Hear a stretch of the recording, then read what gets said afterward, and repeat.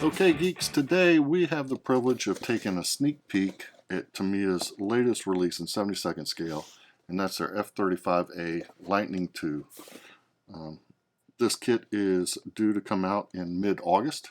We'll have an MSRP of right around $50, and I'm quite excited to actually take a look at this thing. If it's riding on the heels of their 48 scale release, I have high hopes here in the 72nd scale. Before we break into it, I do want to say thank you to the fine folks at Tamiya USA for providing the Model Geeks podcast with this pre-release review sample. That's exciting, and I'm looking forward to breaking into this.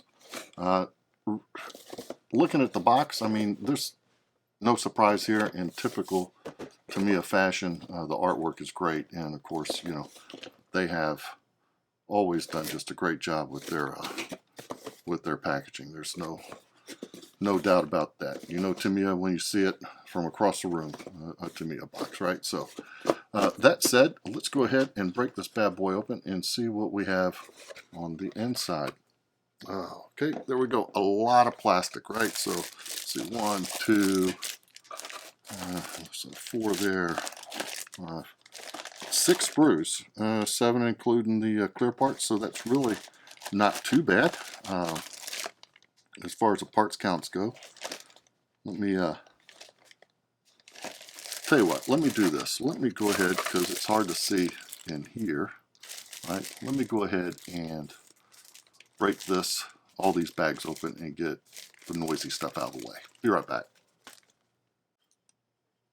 And there we go. So now we won't have all that noisy plastic running around. So the first thing I notice here is the 2 fuselage halves, and this I think is in keeping with the, let me get this out of the way so we see a little bit better. It's bad enough I'm already doing this on a gray background, but they're keeping in the spirit of the 48 scale build. So surface detail on these things looks really good. I know that there was some back and forth with the 48 scale kit when it came to the ram coating. I can tell you this is not very pronounced. It's just barely raised, and it's probably just going to fold right in and blend in well once it's painted. The surface detail in typical Tamiya fashion is just wicked good, so I'm expecting some pretty good things out of this once it's all put together. Same with the bottom, you can see. Also like that, it looks like we got some ledges inside here so that you could do this in flight, pose it in flight. We'll see. I know on the box it shows that we can put the wing pylons on. Note that there's no provisions really for the belly to be open on this. So yeah, we'll check that out as we throw into a build on this thing. The next sprues I have here are the pylons and weapons. Let's see, it's stuck together here. Wow, how did that happen? I'll see what happened. There we go. The weapons and pylons. Pylons are of 2 pieces as well as the weapons. You can see the laser guided bombs will be 2-piece. So that does bring together a little seam area there, but if you put any type of fire coating on those heat protection coatings, then those seams should disappear fairly well. The sidewinders are all done in 1 piece. Wheels in 2 pieces here, but the detail on them is really good. They're not weighted, so we'll have to break out the old skillet technique and get us a little weight on the tires for those. But 2 of those sprues looks good. Sprue number A. Okay, here we go with the lower part of the nose section. You can see the detail work inside there is pretty damn good. So is the wheel wells. Now if you look at the bottom, you know, this is going to go on. So there's not going to be, through these little holes, that is going to be just enough detail, I think, in there to make it look really, really good. Also, really jazzed that they put a pilot in here, so you can have him sitting. That's good stuff. The detail on the ejection seat's really good. Be really curious to see how much of this we're going to see once we get the cockpit together. But yeah, I'm really jazzed about that nose gear. It really looks good. And then the final gray sprue we have here, it looks like the cockpit tub. And we have the intakes, exhaust, and verticals on here. So there's some landing gear pieces, nose gear pieces over here. I do like that they got the canopy frame molded separate. We'll look in the instructions here in a second, but if, matter of fact, it does look like it's able to be molded open because you can see this piece here, which would keep it at the canted angle for opening forward. So that's pretty cool. Pilot inside, cockpit open. That's going to be a pretty cool looking little 72nd scale jet. So the last piece of plastic that's in here is the clear parts. And of course, I'm not going to take these out because I don't want these to get scratched. I'll leave the plastic on. I do see that the canopy is not tinted, so we'll have to take care of that. I am really jazzed that they've added this little piece here. That's the electro-optical targeting system, or EOTS, and it goes on the just underneath the nose. And you can see, I mean, here again, I'm not going to take this out, but it's all the glass panels.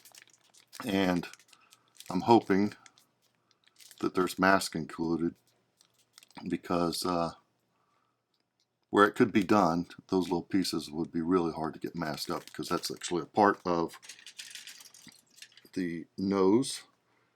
Let me see here. Right here, it would be where your EOT system sits. So that's going to go over the top of it, and will need to be painted accordingly. So that's cool that they added that in there. Pretty cool stuff. Let's see. Instructions. We have, paper-wise, we have instructions. We have a color call-out, it looks like. We have some decals. Let me get this decal sheet. And oh, look, there it is. And mask. That they got them for the yachts right down here. That's awesome. So we do have some masking stickers on the back of what I call stickers. I am going to break these out because I want to see how thick they are. There has been concern about Tamiya decals in the past being thick. I think if you use the right products on them, that it should work out fine. I am going to use the kit decals whenever I build it, and you know, I mean, they look good. I can see in here where the carrier film does look a little bit thick, but we are going to give it a shot, and we're going to build it in an out-of-the-box fashion, which means we're using the kit decals. It looks like we've got markings here for, let's see, 3, I think it is, 3 aircraft. So, yep, so here's a US version, and this is the 34th Fighter Squadron, or 388th Fighter Wing, US Air Force Air Command, Combat Command in Hill Air Force Base in Utah. So that's a mouthful, but there you go. A lot of decals for such a little airplane. Have to see how that goes. Then we have two different paint schemes here, it looks like, from the Japan Air Self-Defense Force in Misawa. The 301st Fighter Squadron and the 302nd Fighter Squadron. So undecided if I'm going to do a U.S. jet or keep in the tradition of the Japan Air Self-Defense Force. We'll see. We've got plenty of time. I think the paint is pretty much the same regardless.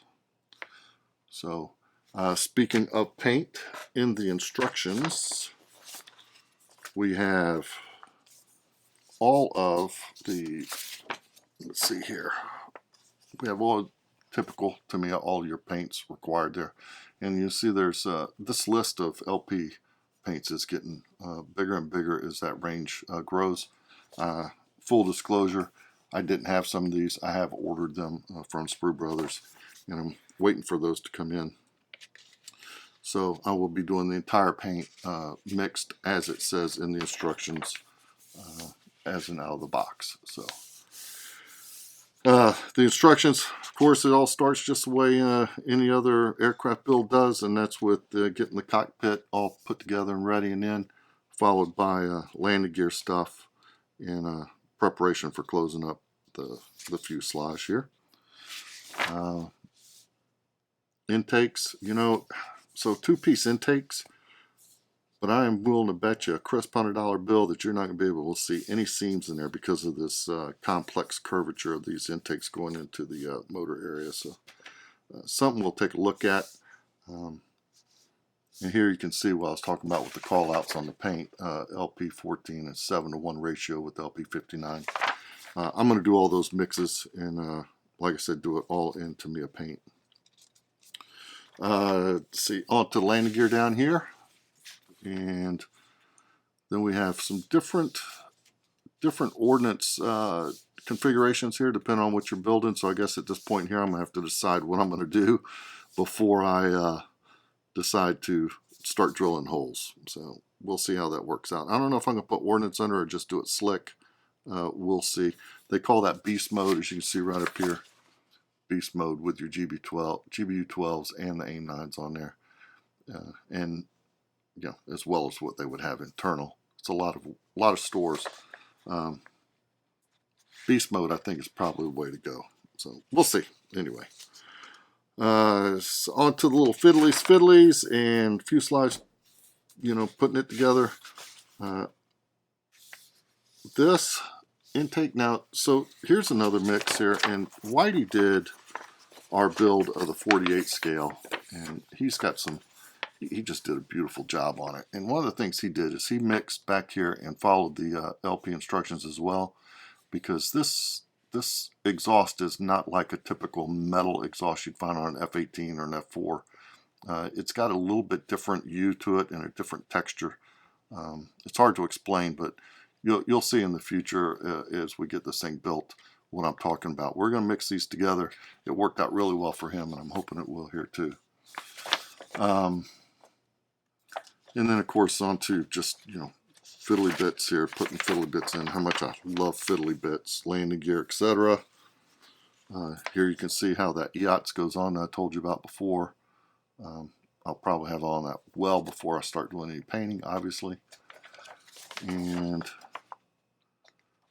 then on into the final flap slats, flight control surfaces, etc. All your weapon store stuff. And this is kind of weird. I'm used to seeing the ejection seat up front, but hey, it is what it is. I actually like seeing ejection seats back here in the back because I don't usually put them in until the very end anyway. So it's glad to have that now in sequence where I feel it should be anyhow, but who the hell am I? We have our pilot. I am going to give it a shot at trying to paint an air crewman. Not very good at it, but we will see how this comes out. Fingers crossed, especially in this scale. It's so small, but we'll see how it works out. And then, of course, the last back here is all your canopy stuff, putting it together and getting it installed. So, great stuff. It looks like it's going to be a really good kit. You should see these in the stores here sometime in the August time frame. Like I said, right around $50. And want to just say one more time to Mr. Metal, Fred Metal, and the folks at Tamiya USA. Thanks so much for the sneak peek and the review copy. You guys keep on keeping on, doing a great job. So until the next review, I'm going to say, as we usually do, out from the geeks. Let's all be good to each other, and by all means, everybody get out there and go build something. Peace.